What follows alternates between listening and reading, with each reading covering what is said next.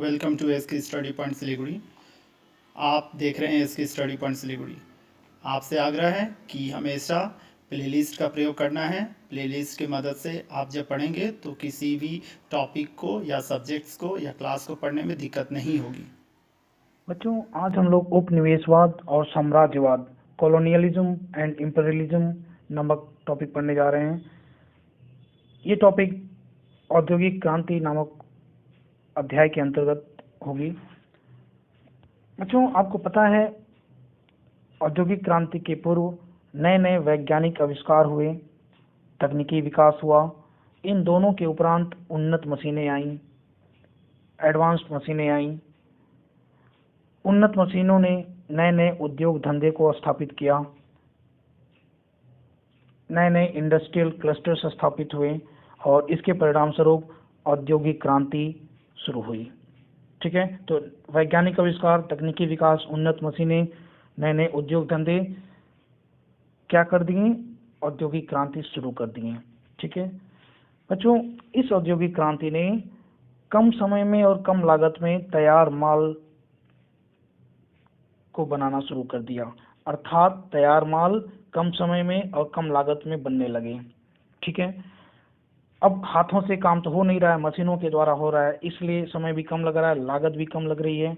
और जो surplus production है, अतिरिक्त उत्पादन है इस वक्त, ठीक है, इसको बेचने के लिए यूरोपीय बाजार पट चुके हैं। क्यों? क्योंकि इंग्लैंड के बाद यूरोप के अन्य देशों में भी औद्योगिक क्रांति हो चुकी है, तो यूरोपीय बाजार खाली नहीं है। ठीक है, तो अब नए बाजार की ज़रूरत है। तो जब नए बाजार की ज़रूरत थी तो आपको पता है इससे पहले भी नए नए भौगोलिक खोज हो चुके थे, जिसमें एशिया और अफ्रीका नए बाजार के रूप में उपलब्ध हो रहे हैं।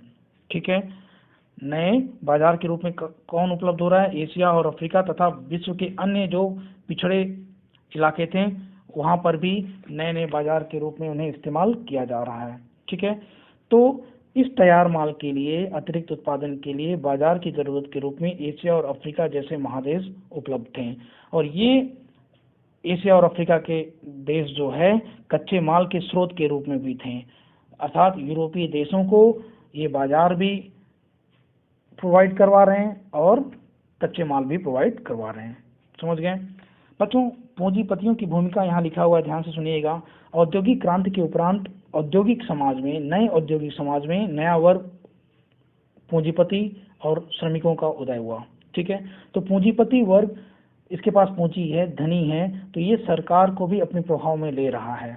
ठीक है, और दबाव डालते हुए सरकारों को ये कहा जा रहा है कि आप नए नए बाजार को तलाशिए, खोजिए और वहां पर राजनीतिक नियंत्रण स्थापित कीजिए। समझ में आई बात? ध्यान सुनिएगा। देखिए, यहाँ पे बाजार की खोज हो गई है, व्यापार इनके साथ हो रहा है। एशिया और अफ्रीका के जो देश थे उनके साथ क्या हो रहा है? व्यापार हो रहा है और धीरे धीरे वहां पर राजनीतिक नियंत्रण स्थापित कर लिया जा रहा है। ठीक है, धीरे धीरे वहां पर राजनीतिक नियंत्रण स्थापित कर लिया जा रहा है। किस उद्देश्य से? आर्थिक लाभ कमाने के लिए। ठीक है, तो इस प्रक्रिया को क्या कहा जा रहा है? उपनिवेशवाद कहा जा रहा है। ठीक है, यानी जो एशिया अफ्रीका तथा विश्व के अन्य जो इलाके हैं वो बाजार के रूप में उपलब्ध हैं और यूरोपीय देश उनके साथ धीरे धीरे व्यापार कर रहे हैं। व्यापार करते करते वहां पर राजनीतिक नियंत्रण स्थापित कर ले रहे हैं और इस राजनीतिक नियंत्रण स्थापित करने का उद्देश्य क्या है? आर्थिक लाभ कमाना। इस प्रक्रिया को उपनिवेशवाद कहते हैं। क्या कहते हैं? उपनिवेशवाद। समझ गए? अब साम्राज्यवाद। देखिए, ऐसा माना जाता है कि 1870 से 1914 ईस्वी तक यूरोपीय साम्राज्यवाद काफी प्रबल हो गया था। ठीक है, काफी मजबूत हो गया था।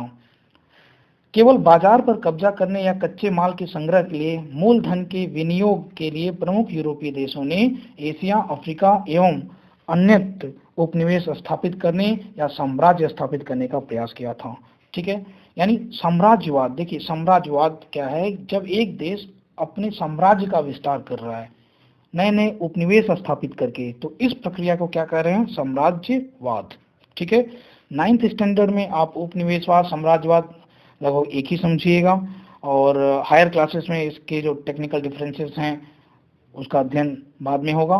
ठीक है, बच्चों, हो क्या रहा है साम्राज्यवाद के अंतर्गत, एक देश दूसरे देश को अपने नियंत्रण में रखकर पराधीन बना ले रहा है, यानी गुलाम बना ले रहा है, वहां पर राजनीतिक नियंत्रण स्थापित कर ले रहा है और इसे आर्थिक और राजनीतिक चारागाह बनाता है।